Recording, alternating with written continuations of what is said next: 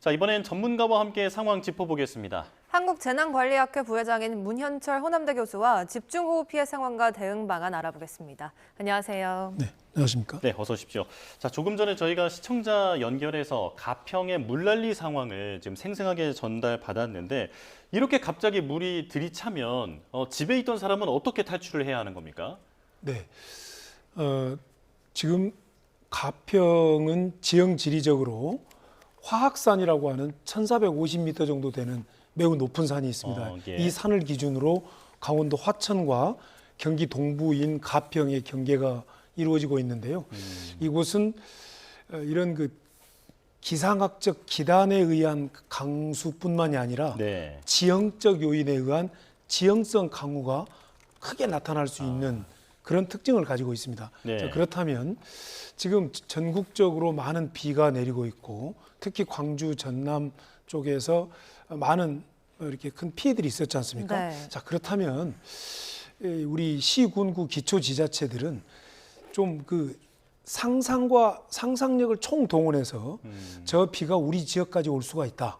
그리고 우리 지역에는 큰 산이 있다. 예. 그리고 우리는 이러한 그 기단에 의한 강수뿐만이 아니라 이런 어떤 그 지형적 강수로 인해서 큰 피해가 발생할 수 있으니 미리 주민들을 대피해 놓는 것이 가장 지혜로운 것이다. 예. 이렇게 말씀을 드립니다. 지금 방금 아주 어렵게 인터뷰해 주신 참 현장에서 소중한 말씀 전해 주신 우리 그 시청자분이요? 시청자분의 그 말씀 속에는 정말 망연자실해 계시는데요.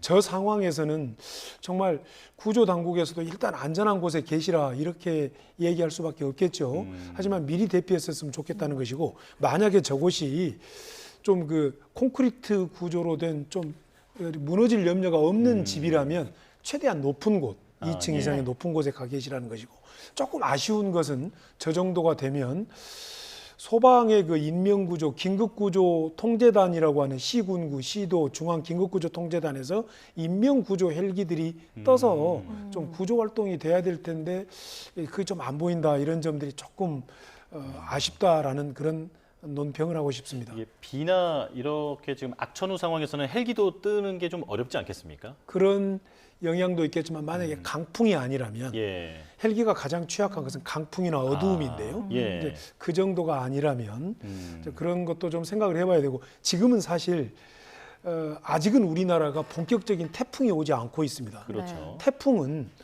강풍과 함께 폭우가 내리는 건데요. 지금은 폭우 정도만 내리고 있다. 단 강수량이 매우 많다.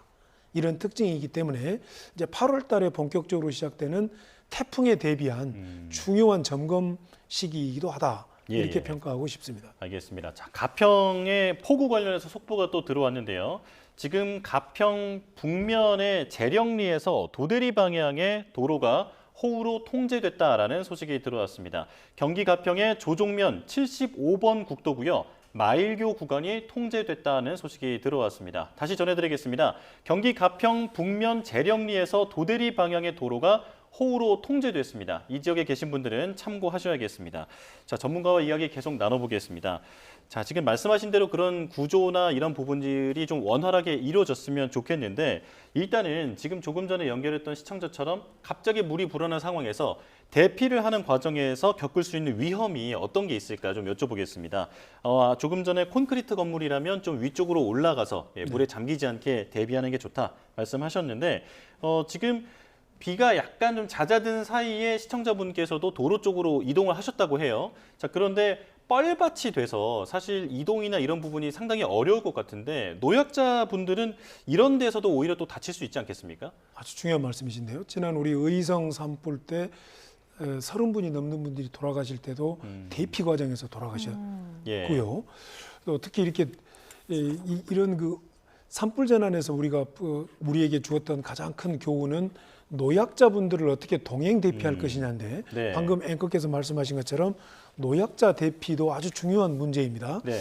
자, 그런데 이제 지금 말씀하신 저 가평의 저 상황은 지금 시청자분께서 인터뷰에 응하신 분께서 어쩔 수 없이 바깥으로 나오셨겠지만 지금 이미 우리나라 상황은 조그만 경사가 있어도 이게 전부 다 사실상 급류로 변해 있고 또 실제로 그런 그 수로, 소하천 네. 이런 뭐 강 같은 곳은 엄청난 급류가 흘러가고 있다. 그래서 위험이 도처에 있기 때문에 네. 가능하면 가장 안전한 것은 조금이라도 높은 곳을 찾아서 그곳에 머무르고 있는 것이 가장 안전하고 실내에 있는 것이 가장 안전하다. 아. 이렇게 말씀을 드릴 수가 있겠습니다. 예, 조금 전에 시청자분께서는 이제 답답한 마음에 계속 전화를 했지만 소방당국, 뭐 경찰 이런 데서도 좀 구조가 오지 않더라 얘기를 했는데 당연히 총력을 다해서 대응하겠습니다만 역부족인 경우도 있잖아요. 자, 네. 어떤 이유로 이런 구조의 손길이 닿기 어려운 그런 이유가 뭐가 있을까요? 네, 가장 큰 것은 상황적인 요인입니다. 무슨 얘기냐면요. 지금 그 가평 그리고 지금 시청자께서 말씀하신 저고대만 어떤 폭우가 집중돼 있다면 네. 즉시 달려가겠죠. 가평경찰서나 예. 가평소방서나 가평군청에서. 그런데 지금 전국적인 현상이고 가평군도 아마 그 화학산 일대이기 때문에 전 지역이 저렇게 폭우에 휩싸여 있을 것이다 라고 한다면 그런 구조 그런 인력과 장비가 출동하기가 어려웠을 것이다. 예. 이렇게 추정이 되지만 하지만 다시 강조드리지만 이런 걸 대비해서 상상력을 동원해서 미리 대피하는 것. 지금 우리나라가 계속적인 반복된 재난에서 매우 취약한 것은 미리 사전 대피가 매우 취약하다. 이걸 앞으로 어떻게든 사전 대피 시스템을 개선해야 된다. 예. 네. 이렇게 강력히 말씀드리고 싶습니다. 네, 미리 대피하는 것이 중요하다고 짚어주셨는데 혹시 그 방법밖에 네. 없다. 미리 대피하는 방법밖에 없다. 네, 네. 이것이 이 가장 중요한데 혹시 네. 이 지역에서 아직 대피를 안 한 주민들이 있다면 어떻게 좀 해야 할까요? 네.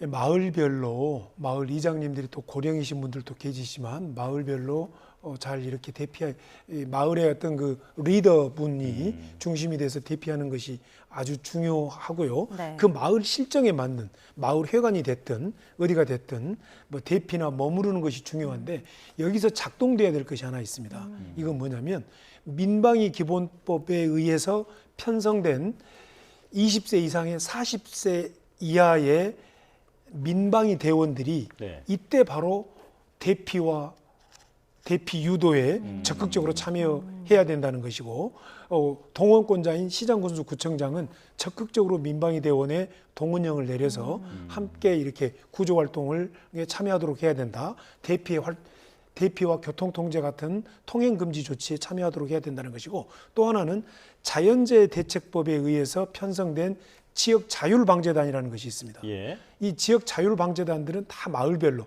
아까 민방위 대원도 마찬가지지만 마을별로 지역별로 다 편성이 되어 있는데 이분들이 적극적으로 나서서 이렇게 대피나 또는 그 응급조치 이런 것들을 적극적으로 시행해야 된다.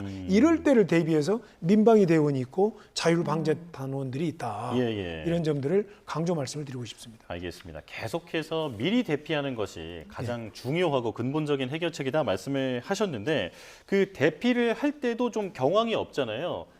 가스라든지 전기라든지 이런 부분에 신경 쓸 부분은 없습니까? 네, 아주 좋은 말씀인데요.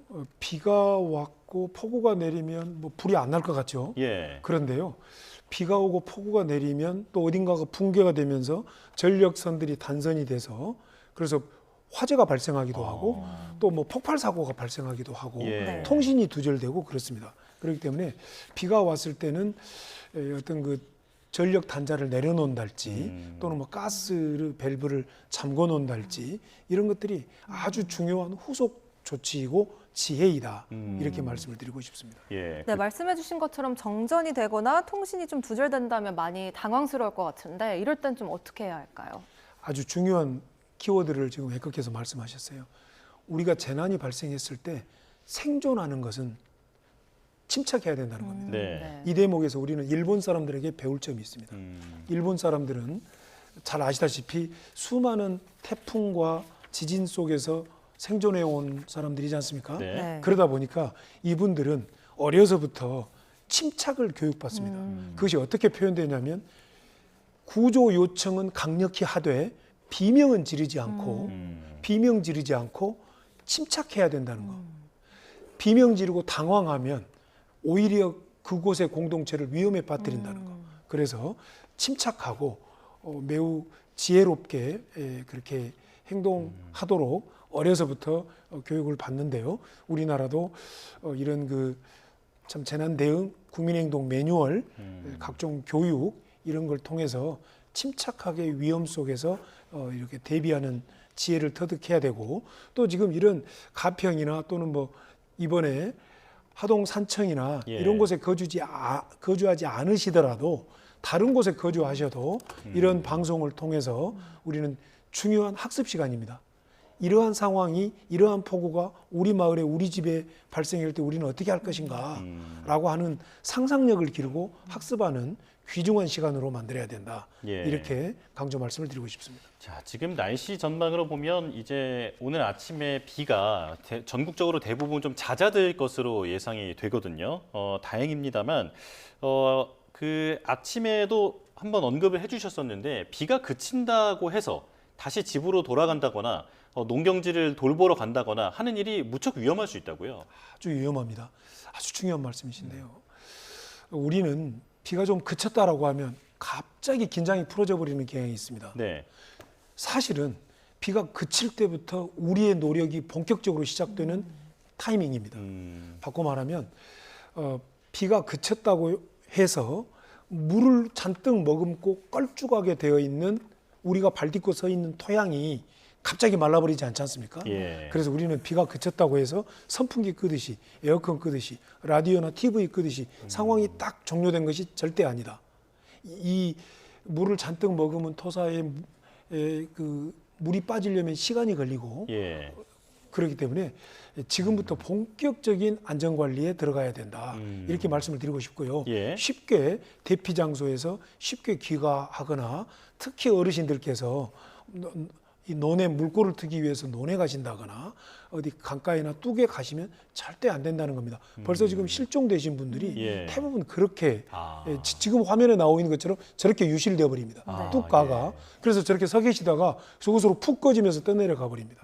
예, 저도 어려서부터 강가에서 성장하다 보니까 예. 저희 고향 어르신들도 저렇게 해서 돌아가신 분들이 많았습니다. 네. 이게 비가 그친다라고 해서 긴장을 풀어서는 안 된다. 지금부터가 더 중요하다. 그렇습니다. 네, 이렇게 말씀을 해주셨는데요.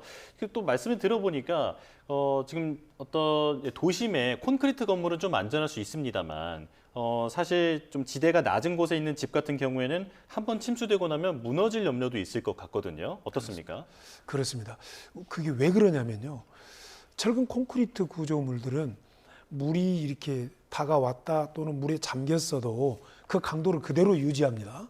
그런데 흙으로 만들어진, 흙으로 지어졌다거나 뭐 샌드위치 판넬로 되어 있다거나 이런 구조물들은 하중을 받치고 있는 건축물의 지붕이나 건축물의 무게를 받치고 있는 힘들이 약해져 있거나 또는 이렇게 붕괴되기 직전의 상황까지 가 있기 때문에 매우 위험하다.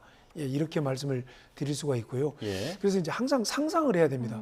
우리 집에 대해서는 나만큼 아는 사람이 없지 않습니까? 네. 우리 집의 구조는 어떤 구조인가? 철근 콘크리트 구조인가? 벽돌 구조인가? 흙 구조인가? 이런 것들을 잘 생각하면서 이 정도 되면 무너질 염려가 있겠다. 이런 걸 늘 생각하고요. 특히 또 우리 마을 앞으로 지금 화면에 있는 것처럼 네. 화면에 나온 것처럼 우리 집 마당에, 우리 뒤안에 저렇게 흙들이 토사가 밀려올 수 있겠다. 빗물이 흘러갈 수 있겠다. 이런 걸 평소에 늘 생각해 두고 가장 지혜로운 것은 우리 집 뒷곁에 네. 산자락이 연결되어 있다면 그 흙과 토사와 빗물이 흘러내려온 것을 막아주는 방어막 같은 것들을 철근 콘크리트 구조로 잘 만들어 놓은 것이 그것도 하나의 생존의 지혜이다. 네. 이런 말씀을 드리고 싶습니다. 예. 네, 물론 말씀해주신 것처럼 선제적 대비가 가장 중요해 보이지만 불가피하게 지하차로나 지하주차장에 있어서 물이 차오를 경우에는 또 어떻게 대처해야 할까요? 네, 이제 도시 재난의 경우인데요. 역시 우리는 경험을 통해서 많이 학습을 해야 됩니다. 오송 참사가 있는 지 한 2년이 되었었고 또 포항 아파트 지하 주차장 참사가 또 지나갔습니다. 예. 자, 이런 그 참사를 통해서 우리가 학습하고 행동해야 될 것은 뭐냐면 지하 주차장, 지하차도로에 진입할 때는 이곳에 물이 순식간에 차오를 수 있다. 이걸 늘 상상하면서 진입을 해야 되고요. 그런데 이곳에 정말 설상가상으로 내가 진입을 했는데 빗물이 차오른다. 그러면 지금 이게 이 상황이 극복하기 어려운 것이다라고 판단이 되면 즉시 차를 버리고 가장 빨리 나갈 수 있는 곳으로 전면이나 후면 쪽으로 뛰어나가야 된다라고 하는 것이고, 비가 이렇게 많이 내린 상태에서는 지하 주차장에 그 차수 시설이 안 되어 있는 예. 지하 주차장에는 차를 대지 않는 것이 바람직하고, 이미 차를 주차해 놨다면 이 차를 빼러 가는 행동을 해서는 절대 안 된다. 네네. 이렇게 말씀을 드리겠습니다. 알겠습니다. 자, 이제는 아마 이런 폭우가 더 빈번해질 것이다라는 전망이 많은데 미리 항상 마음의 준비도 하고 또 지자체도 대비를 잘 해둬야 할 것 같습니다. 자, 여기까지 말씀 듣겠습니다. 한국재난관리학회 부회장 문현철 호남대 교수와 함께했습니다. 고맙습니다. 감사합니다. 감사합니다.